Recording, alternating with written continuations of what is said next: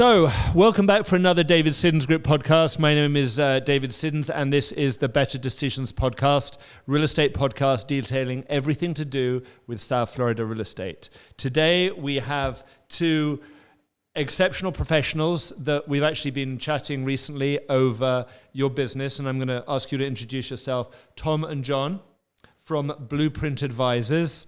For the intro for the audience to get going, please introduce yourselves and tell us a little bit about the business.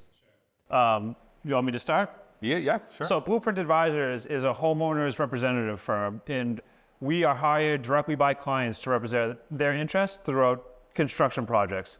It can be different levels of construction. It can be small projects, large projects. What we found historically is that most people have had bad experiences in construction. Yeah. And what we try to do is we try to educate and work with the client to limit that and try to give them a positive experience, right? And we do that in different ways, whether it's through setting up the project team for them, helping to facilitate the project, closing out the project.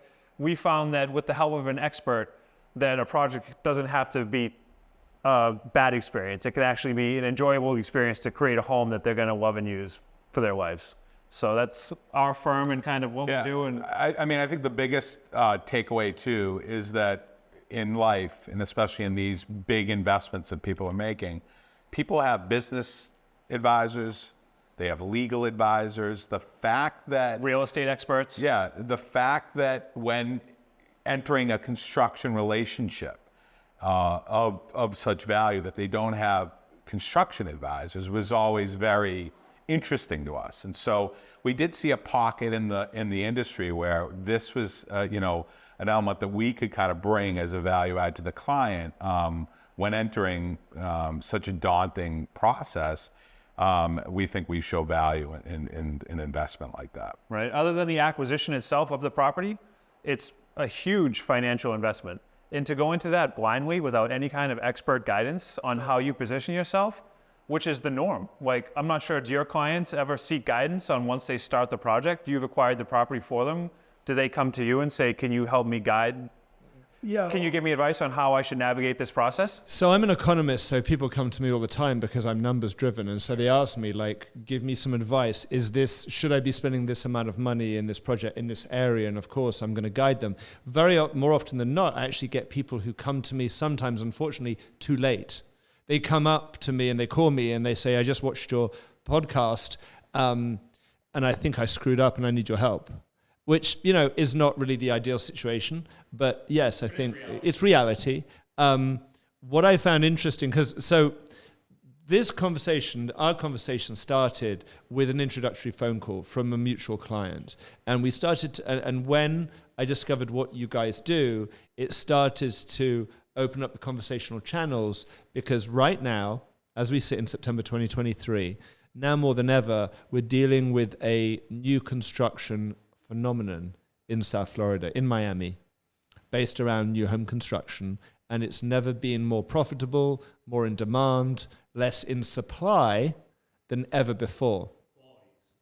Quality supply. Yeah, just to be clear, we're not talking about low-level real estate. We're talking about luxury homes built in prime markets through Miami. So if you're watching this and you are, looking to build a home in Coconut Grove or Coral Gables or Miami Beach, Venetian Islands, any of the prime neighborhoods, this is where you guys run your business. This is what you do.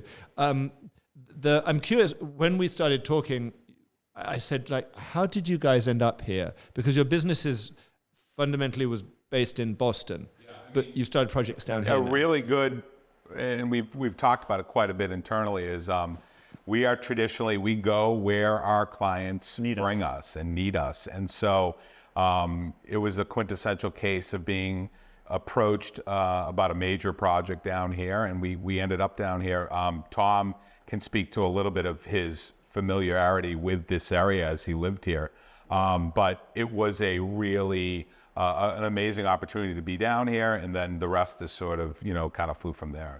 So we're both from Massachusetts, the Boston area, and we both have a history in the construction trade. And so what happens is when you operate with clients, and we see it now more and more, that there's a migration from Massachusetts.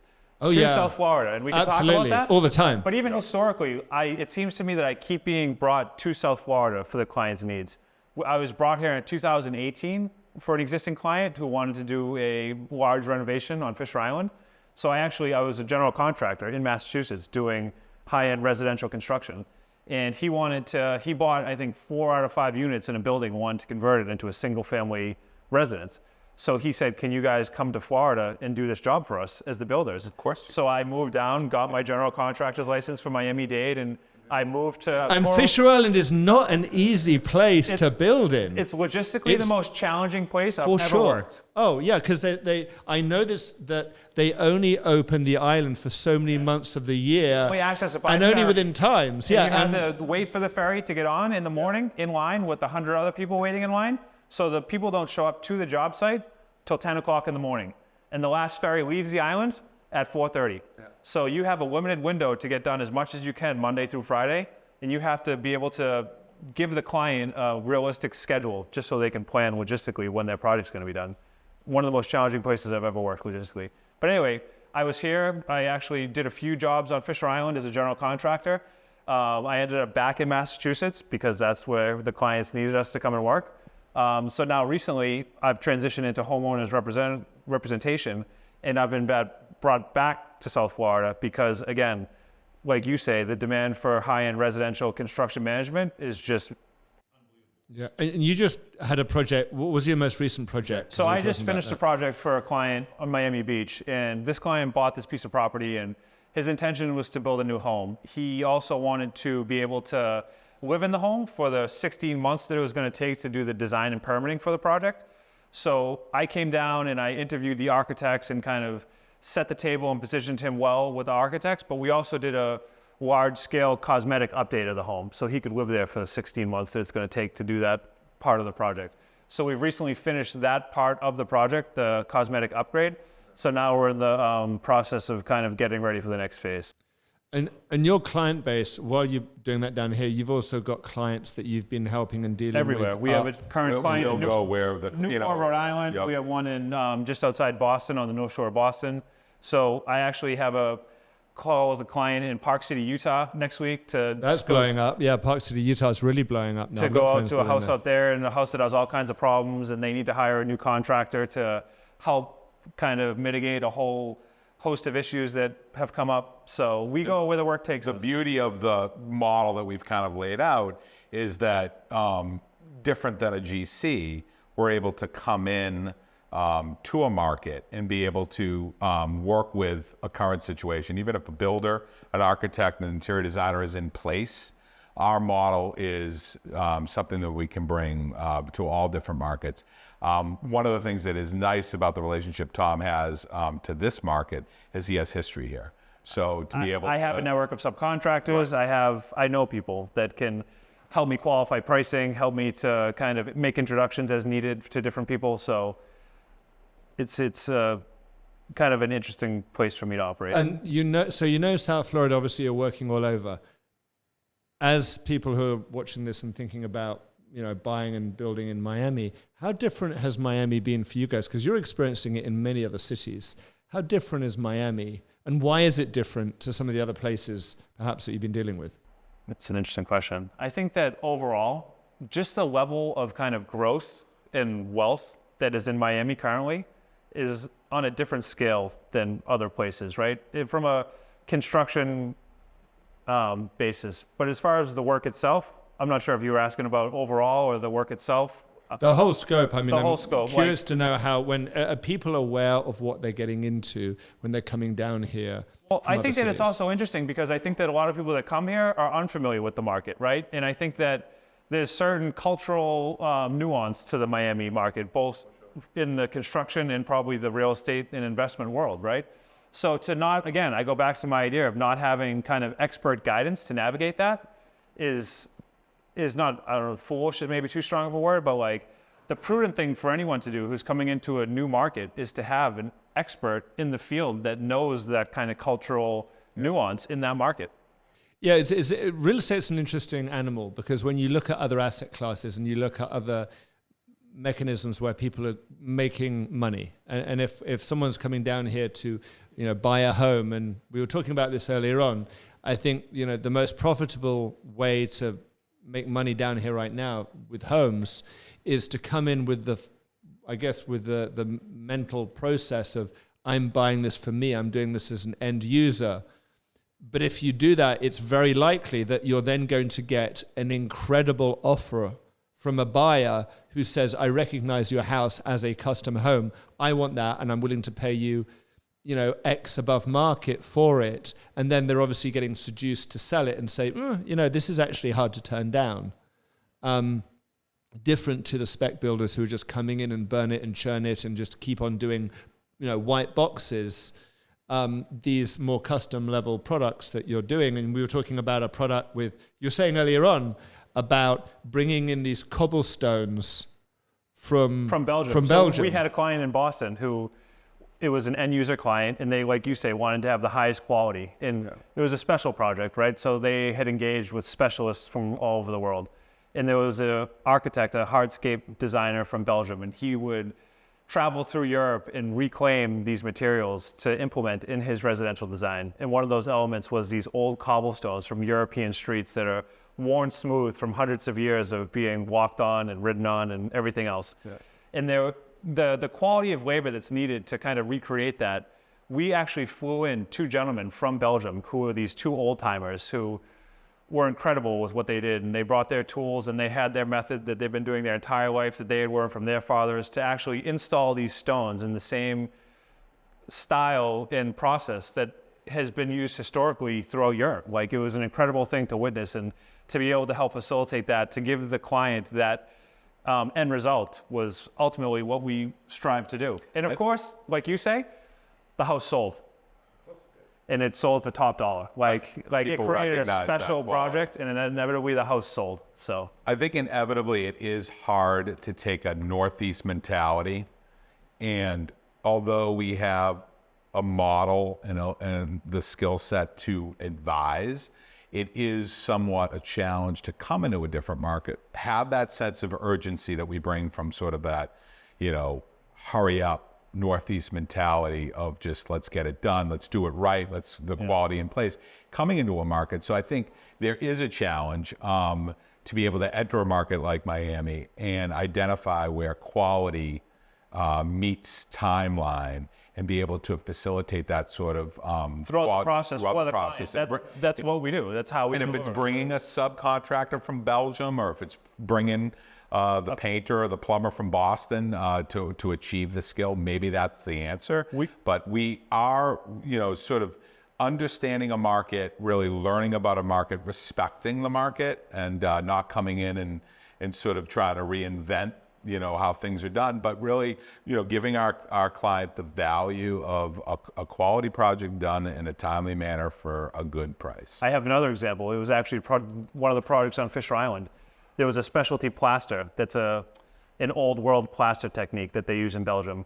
And the client, this same architect, made a design, showed the client the renderings, made some samples, and he loved it. And we ended up flying the plasterer and his assistant to do all the plaster work for the home on Fisher Island. And it was, again, to watch these guys speaking Flemish, smoking their cigarettes on the job site, like only Europeans can, and get away with it. And like the level of beauty that they created, it just made it a special project, right? And again, the project sold. Yeah, it's interesting to see, since post-pandemic, and obviously when the pandemic happened, you saw a lot more people investing in their homes, viewing their properties as, okay, this is something that I want to have to function for so many facets of my life. I want to have, a beautiful piece of real estate where I'm going to have the office and the home gym and this and that.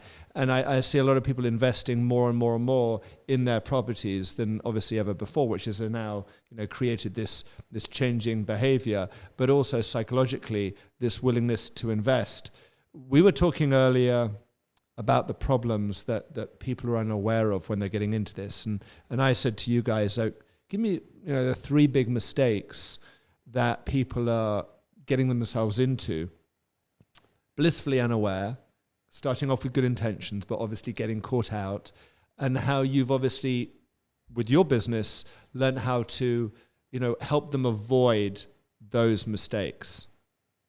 So I think the biggest thing, the number one mistake that people make is that they go into a project with an undefined scope of work. They have a general idea and a general scope, but the scope needs to be detailed to a certain degree that when a price gets associated with that scope of work, that there's enough detail in the scope that the price accurately reflects it. Yeah. And typically what you see is clients will enter into agreements with general contractors and the scope of work is only 80% defined.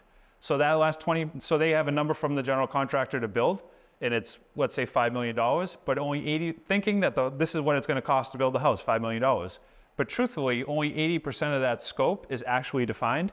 So when it comes time to actually build the 20% that is undefined, whether it's finish selection or different thing that goes unforeseen because the general contractor didn't look at the drawings in a high enough detail because they're so busy doing other jobs, that they always end up having that extra work that has to be done, which causes change orders, additional work. And you see it almost all people that you talk to, I would ask you, like, how many of your clients that have got into construction projects have had a good experience versus how many have had a bad experience?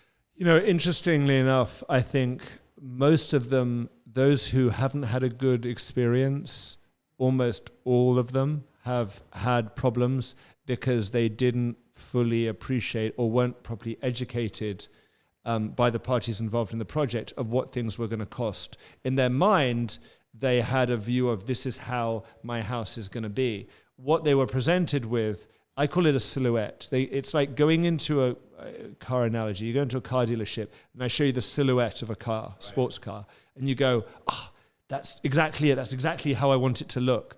But they're imagining the Technicolor version, the touch it, feel it, experience it, not the basic model silhouette that the builders is telling them about. And then, of course, as they get into it, they realize that what they're really being sold on is a basic frame. What I think happens, and I don't want to say there's nefarious behavior on this, but I think there is a selective amnesia and an ignorance that some builders allow the clients to have. They allow them to stay stupid because once they're tied to them, they know, okay, I know that they're going to want to put in all these other finishes, and those finishes cost. It's like buying a car. You get a basic model, and it will cost you, let's say, arbitrary number, cost you $100,000. There are many car brands, the basic model will cost you $100,000 on paper. But by the time you've got all your extras and you've upgraded the engine and the gearbox and you've updated all the accessories and the body kits and the wheels, you double the price, straight out. And I see that happening all the time because concrete, windows and doors, basic framework, ACs cost a certain amount of money. But your Flemish stone installer and the special plasterer and the carpenter. What level do you truly want to build at? Yeah. One of the other pitfalls, I think, in the process that we bring to the table that I think clients seem to overlook is how important the contractual agreements are with each design partner, whether it's the contractor. What are you truly signing up for? Are you signing up for a guaranteed maximum price? Are you signing up for a cost plus contract?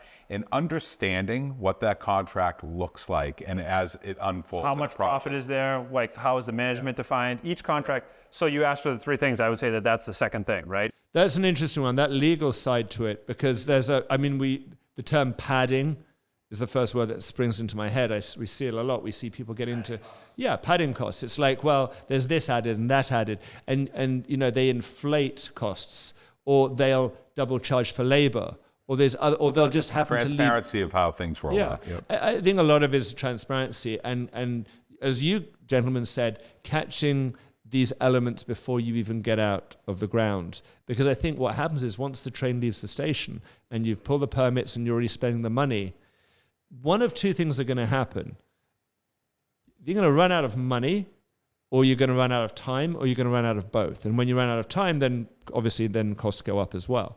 But we see that's one of the big issues. And that's why they say, whatever the budget is, add 50%. Whatever the time is, add 50%. But that's such the norm in construction. I wouldn't the fact that is the norm in construction. That's the saying. Speaks volumes to like how little guidance people seek an expert opinion to help guide them.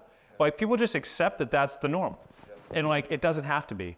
Like, we can help define the scope, we can make sure that the contract that you're going to go to with the general contractor represents that scope, so padding can happen, that they can request $1 more than the contract without written approval for any additional work that does come up. Like, it to me blows my mind that is just the accepted norm, that it's add 50%. And I think also a very key point to sort of our role, and it's sort of trending, and I don't want this to trend in an adversarial sort of direction, but one of our roles as owners reps on projects is to work in conjunction with, in cadence with all the design and construction partners, so that the client is getting a fluid experience. So we're not trying to be adversarial with any of the partners. We're actually just trying to interpret. It's always collaborative. You know, and try to be collaborative with the team, because, you know, we often enter projects when the train has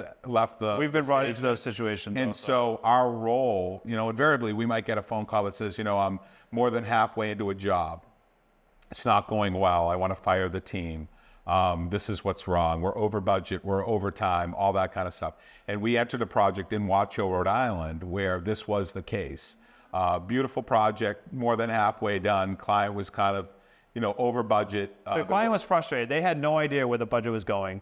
The gentleman that was building the house was a craftsman. He could build to the highest level, but he had no ability to communicate the projection of where the costs were going. So the client was just getting bills, writing checks, having no idea where the station was that they were going to end at, and they didn't like that, right? So we got brought in, and we basically said, okay, stop everything for a second. We're going to help define the scope that's left. We're going to put pricing to that scope, and you're going to bill out against it. And the builder loved it. Like, I basically gave him a way to make sure that he could successfully deliver and make the client happy and he was so happy with the system that we put into place, he actually took the system and it continues to use it. You know, it's an interesting point you raise, because as for every one person who comes to me and complains about their GC, I have a GC who complains about a customer. Well, it's interesting because the door swings both ways. Well, I always say that I do my job well when every single person at the table succeeds. The general contractor, the architect, the interior design team. But people forget that the client is also one of the people that sits at that table. Like, you have to facilitate to the entire team's success. That means that you also have to draw information out of the client. They have to give you information in a timely fashion. They have to give you approvals in a timely fashion. And they don't a lot of the time. And we're a conduit that works, they don't a lot of the time. And the general contractor gets frustrated. It creates friction between the two parties. They start to blame the owner, that the owner keeps changing stuff. So we end up being that. So we're the person that facilitates the entire process, that keeps everyone moving in the right direction. You know, it's interesting when you start to view this differently coming from the other angle, and start to view you not as just another bolt-on cost, but actually someone that actually makes everyone's life easier. The one thing that I've noticed many times, and again, maybe this is the purpose, I'm seeing the purpose of this podcast, is to educate the people who are going out there, the buyers who want to buy and build, because I think that they lack a lot of the information that they need to have and should have. And unfortunately, you know, we live in a day and age where everyone's an armchair expert. Everyone's watched Fix or Flip. Right. And they've decided that they go, well, I saw that show and they did it in a week, so why can't you do it? And it's $43,000 and it's in Topeka, Kansas. Right. And you're like, it's not really how it goes. Like, it is, everybody's family watches these shows, and it's like, we're really trying to, you know, the thing that Tom is bringing up and all this is really managing expectations of the client and the builder and the architect, everybody along the way, and really understanding, like, you know what, it's not a TV show. Things aren't done in 24 hours. This isn't, you know, home remodel, you know, and everybody comes in the middle of the night and does the project. It's real, and it really takes time to. This is one of the great thing about running a podcast. This is real life. We're really handling this. We're on the boots on the ground, and we live in a world where, you know, it's fun to watch, and whether it's a real estate show about how you sell real estate or how you renovate or how you build a house, the reality is very different to what's perceived 99% on TV. I get frustrated as a broker when people say to me, well, all you really have to do is drive up to a house, dress well, have a nice car, open the door, small talk someone. Great broker open house with lots of Have cocktails. a great broker. Make sure you spend a ton of money of champagne. Have a lot of dramatic people running around, and then the place will sell. And negotiations happen over coffee tables with people like going back. The world doesn't work like that. And I hope that if you're watching this, if you really want to understand a process and a business, which is really actually right now at the flexion point that Miami is, I believe one of the most profitable cities in the US, if not the most profitable city to come and build a home and make money. I have never in 15 years seen the markups that, I'm not talking about builders, I'm talking about end users who have built homes and are now being offered 100% more, creating huge amounts of equity when they do it right. And they've invested the money in, and you'll see that we are in a moment where, let's be clear, we've gone through a pandemic, and we've realized that for a lot of people, they've woken up and realized that time is their greatest asset. It's much more valuable than the money in their bank accounts. And if they want to live their life the way they want to live it and get what they want, that you should go ahead and build a house. And I also do believe, to your point, is that where people are coming into the market and they're from maybe not here and they're from the Northeast, all the more reason to have, as I mentioned in my opening, is to have construction representation. Right. You can have legal representation, you can have business representation. Why not, especially if you're not here in this market? If you don't have the capacity to be present at the actual project, to have someone that represent your interests throughout and be a presence on the project is invaluable. 100%. And I'll tell you from someone who's on the ground in Miami, even if you live in Miami, even if you live down the street, my question for you as a potential, home buyer, builder, is what is it that you do for a living?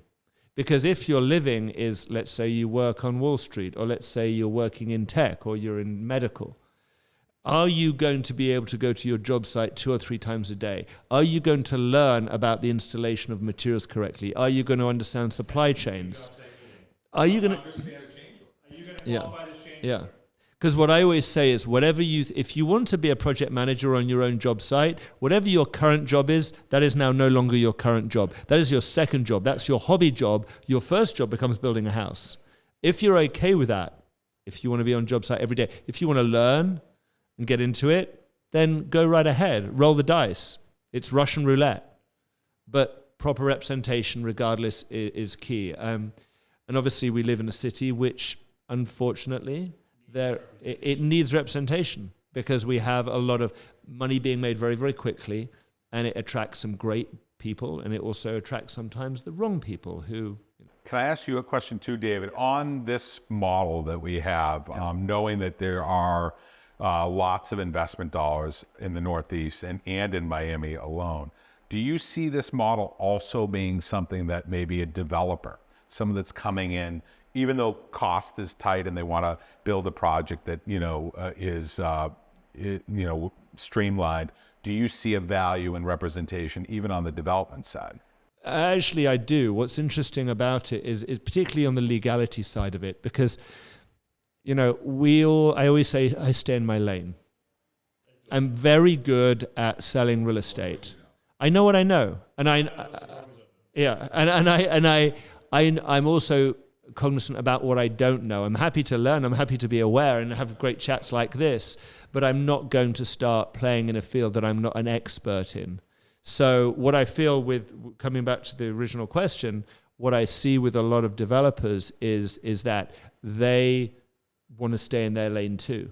And it's not a particularly fun arena to be getting into the legalities of it and understanding it. And I think that what happens is that going through and explaining from the start, if you're a developer and you're trying to explain to an end user, a consumer, this is what we're doing on the contract, there's always this, and I've just closed a deal last week where a buyer was looking at a developer and was saying, I wonder where they're trying to screw me. It's the automatic reaction. Somewhere in here, they're trying to put something in here that is to their favor and not to mine. And I think that's one of the things that then creates challenges and problems. And there's a lack of education on all sides. And again, I don't blame the developers sometimes. They're coming in with good intent, or they believe that they're being clear. But they're not educators. Then it's not their role, it's not their primary focus. It's like, my job is, I go on, I build a property. So giving the education to the buyer is not their primary concern. It's like, if you're too stupid to understand this, then maybe you shouldn't be working with me. The problem is, who's there to educate them? That's the void that we are trying to fill. And we will enter jobs where, the project or the property is sold by the developer with the house maybe, a quarter done, a half done, or not even completed. And it's a specification project that's going from spec to custom, and we're brought in with the menu of sort of how the developer is selling the project, and it's our job to dictate to the client, to implement. You're buying what he did specify. It is go back to the custom. definition of the scope. Here's the scope, and we are walking the job. We are seeing the materials that you signed up for is what's being used. So I think custom jobs, I don't love using the word easier, but custom jobs are, you have a blank canvas and you're sort of working with the client and the design team. On development jobs or spec jobs, it's more difficult. So our role becomes even more intricate and more important, I think, for the client. Yeah. Who would you say is not your client? When people come in and say, hey, I want to do this, who are the people you say, you know what, we're not the right people for you? The people that want to use us to put their boots on the back of the builder and put the screws into them. I go back to the idea that it's a collaborative process. We're not going to represent a client that's trying to go in negatively to screw the builder, right? Yeah. To have them cut costs, negotiate every little thing. We want it to be as a good a process for everyone, like I said earlier, at the table. And that includes the builder, right? I have good experience with builders because I've enabled them to do their job well, meaning that they're going to they're going to have their cost, they're going to make their profit, they're going to be compensated for their time. I'm not going to represent an owner and take money from an owner to go try to screw over a builder. That's just not my nature. I want to work with a client that wants to get a good product, but also sees value in what everybody does and is willing to pay for it. I don't want to work for a client that is just trying to do that. I think that's honorable, and I think that's the right business model, because again, you guys are what I would call, you're playing chess, not checkers. In tennis, it's a long-term play for you guys. You're in a business now that you're not trying to make a quick buck. I wanted to conclude on an observation that I have within the market for those who are looking to come in to do this, that I strongly feel there is plenty of margin in the game, if you want to call it that. Plenty of money to be made in the process of building and having a finished product. Because if you want to go out and buy a finished home right now, and these are on my reports, new houses, and I asked you guys before we started rolling, I said, how many new houses do you think there are in the market right now today? And as we sit, in an annex part of Coral Gables, we are dealing with a market with 116 homes on the market, which sounds great. 116 houses available for sale. That's not terrible. But out of those 116, only five of them are new houses. And when I say new, I mean they're built in the last 4 years, since 2020. So is that 3 or 4% of that's crazy? It's not even that. And what's interesting is those that are for sale are now running at record high dollar per square foot. So they're running at numbers which are higher than the record prices that we currently have. So they're now, pushing the goalpost to new levels. The point is that rather than this being a tight business, there is absolutely an appetite for this. There's a demand for this. There's definitely a lack of supply. We know it takes 3 years to build a house, so we know that supply chain is not going to change overnight. We have the right buying pool for that product. So when you come in and invest in the process of building a house, I believe that it's important to obviously start off, and we've talked about this in this podcast and in others, the process of how you go through this, choosing the right GC, choosing the right architect, choosing the right piece of land, using the right broker, but also having the right partners to execute the project done correctly. Because as most buyers and builders or people who are building their own home, you know what you know, and you won't know everything. And it's important to have people who have better optics than you, and you guys have been doing Experience. this now. We've seen it all. We've seen every type of contract. We've seen, I don't want to say every type of project, but we've seen a lot. Yeah, I think it also allows the client to live in a safe space. And a lot of times everyone is entering these arrangements with such negative thoughts of what their friend went through or their family How went are they through. trying to screw me? Yeah. And like you said, immediately saying the job's going to cost more than 50% more than, it shouldn't have to be that way. And the process should be enjoyable and something that people Want to do again. say this is great. So that's sort of our value prop to them. Yeah. So I think it's a good note to end up on. If you would like to know more about the process of getting involved into a project, whether it's a renovation project or a new build project, Tom and John, thank you for coming in and doing this. Thank you for having us. Good conversation. It's a good conversation. It's a conversation that's important to have. I agree. And if you want to know more, information below for Blueprint Group, Blueprint Advisors. If you'd like to know more about buying in the market and what things cost, what they're selling for, how much land is, give me a call. Once again, thank you for watching. Hope you enjoyed this episode of the Better Decisions podcast, and stay tuned soon for another episode coming next week.